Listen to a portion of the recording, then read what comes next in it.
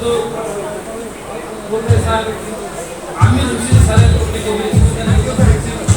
কারণ আজ এইখানে বসে তার সম্পর্কে যা কিছু শুনলাম তাকে আমার গভীর শ্রদ্ধার থেকে আরো গভীর শ্রদ্ধা নিবেদন করতে ইচ্ছে করতেছে।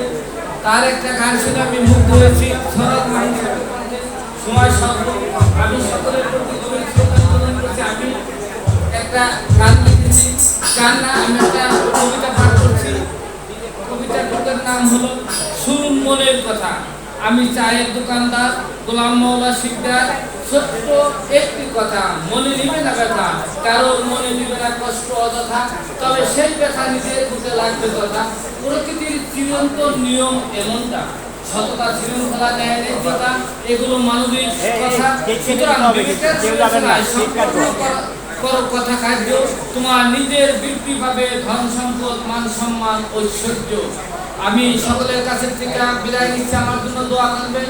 আমার চায়ের দোকান আমার সিদ্ধেশ্বরী, সকলে আমার জন্য দোয়া করবেন।